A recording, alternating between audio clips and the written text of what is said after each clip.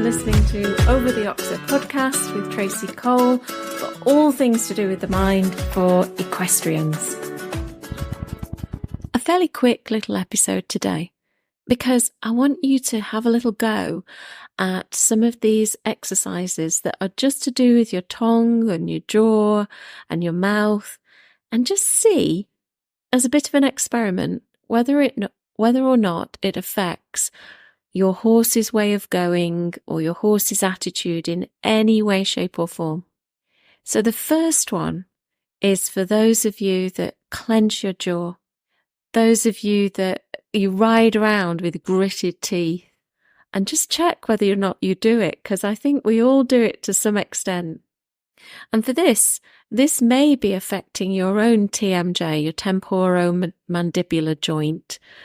Probably you know about horses' TMJ, and you know that is a joint that often gets a bit achy, especially with pole pressure, and the pole and the TMJ are kind of connected. But do you know about your own? So it's in a kind of similar position in a human. You can have a little look on Google if you need to know its position. And to release any kind of tension in that area in a human, one way of doing it is to just put the tip of your tongue behind your front teeth. And it's fairly gentle. It's not a tensed tongue. It's fairly gentle, a gentle pressure behind your teeth. And that little movement may help you to release some of the tension in your body, and may just help your horse to release some tension in theirs. Who knows? My next little exercise is really good for people who do lots of inner self-talk, that sub-vocalization, which is the posh word for it. And you might know that you do this if you're the type of person, let's say you're reading, but you're kind of saying it to yourself as well as you're reading. And you're not reading it out loud, but you have got some recognition of the words. And some people even whisper the words, or they form the words without any sound. And that's quite exhausting mentally, but it's also quite exhausting physically. You don't realize how much tension you hold in your tongue.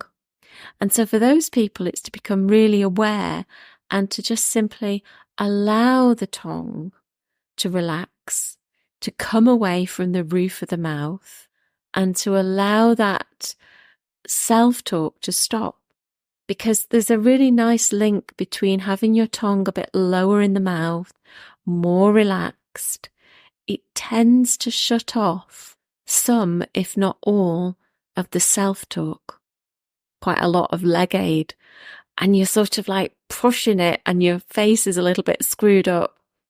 Then releasing that tension in your face is far better.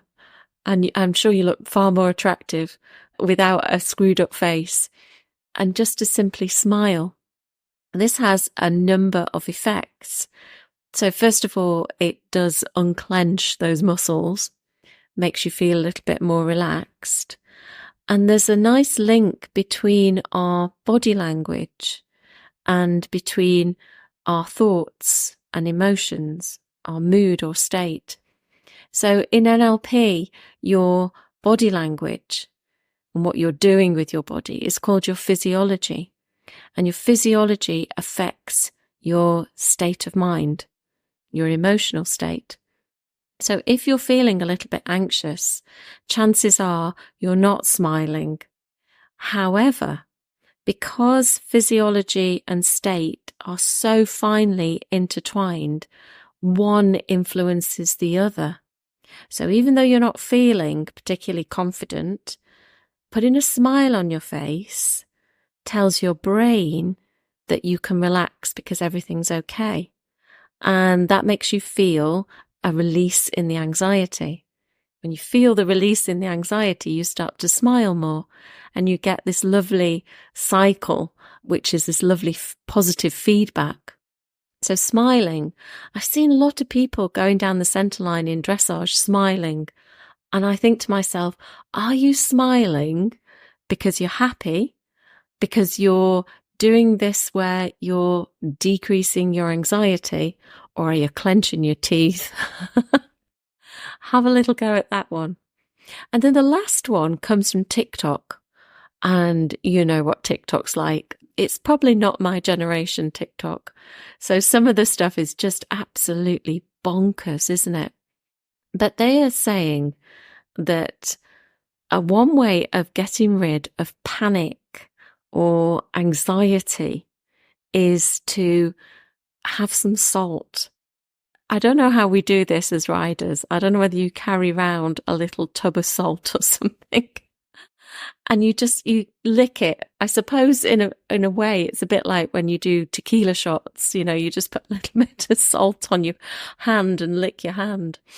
And they say that distraction disrupts that pattern of anxiety. And I can understand that from a mental point of view, because anxiety is a pattern.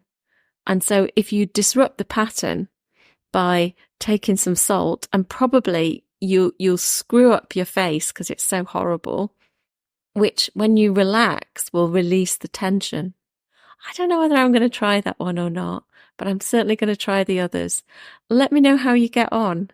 Take care, and I'll see you again very soon.